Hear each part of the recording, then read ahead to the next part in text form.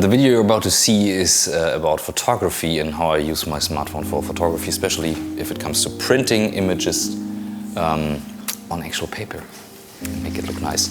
And there will be a second video about when to use a actual camera like this Ricoh GR3, which is a pretty good camera, especially for black and white photography. So most of the time I have my smartphone on me, my weapon of choice, but there is a certain limitation, and that's when you need this one. That will be the second video. You will now see the smartphone video, and then stay tuned and subscribe for this one here.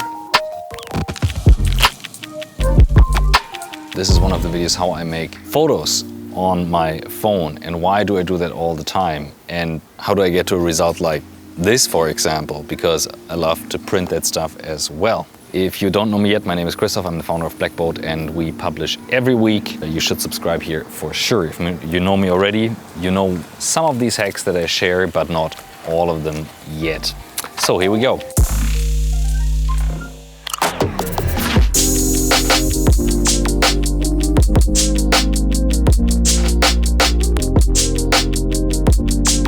The first question is, why do I do that and where do I get my inspiration from? I am by heart a creative person. So whenever I see something, a photograph, an exhibition, or I see a video, I usually think like, okay, wow, that's interesting and I want to do it myself. I mean, when I was a little child and I saw James Bond, I always wanted to be James Bond. Didn't work. But for example, when I saw a video about Stanley Kubrick, how he became a filmmaker and how he was a photographer before that, he actually taught everything himself by walking around and shooting pictures, learning about perspectives, and also learning about the fact that when you reduce yourself with the tools you have, you become more creative in how you solve it. And I really love that idea. That's why I say I could have a DSLR or take one of the bigger cameras to make photographs, but this thing, I always have it around. And this is the spontaneity of the moment. How do you say that actually? You know what I mean. The one moment, you only have like one moment, one shot, and that's it. And you have it here, and that's the fastest tool you can pull out. Then, for example, an inspiration from a Peter Lindbergh exhibition that I saw lately. He solely had images, except for like 2, I think, in black and white.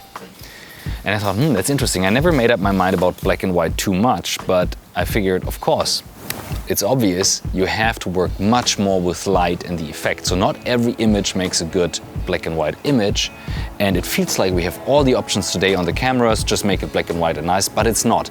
And I love that, to like then study how it works just a little bit. I'm not a professional at all, but I love to study this creative process. So these are the two things how I get to this inspiration, and to me this is like, I don't know, I could do that all day long, and then I could get lost into this process. I suck up every video about black and white photography or masterclass of what's out there. Let's get to the process. I have the Note 10 with the S Pen for a reason. With that phone, if you switch to the camera mode, you are able to use that as a remote control. So it's quite easy to like switch from this position, to put it down, swipe the camera, and then make a selfie with the guys if they don't move out of the picture. It's much more spontaneous than using the timer, as I said in one of the last videos, because I can press it myself, I can sit in a position, I can wait, I can even start the video camera like that. And then I usually draw the inspiration from wherever I am. If it feels like the right shot, if it feels like the right moment, I take that. For example, if MP is now on the camera here, I would go maybe to a wide angle like this. Centered framing, which is not always the best for photography, but I love it in that picture in that case. I love the centered framing. I mean, this comes from the YouTube style. This is not like a photographer would say, don't put it in centered framing. Sometimes I love it. Quite often I have scenes where we, for example, then sit somewhere and I put the phone on the floor and then let the inspiration come from wherever moment it is. And I print that stuff to see how it looks like, how it feels like.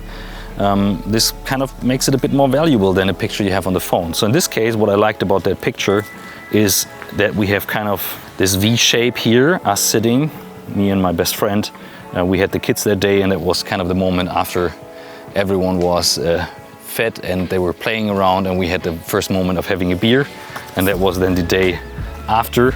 And then sometimes if I really love a shot, I test it how it looks like and then put it on a large scale, like this one for example, that I shot in Dubai, completely out of the moment. It wouldn't have been possible to do that one with any other camera than the phone, because this guy was passing by with his family, and I used that moment to like fire up the camera quite fast and step into that moment and take the picture. The original picture looks like this. So as you see, I tried to make it not too obvious. You might recognize the hotel. And then I figured this is a pretty cool black and white picture because the sky makes such a nice scenery.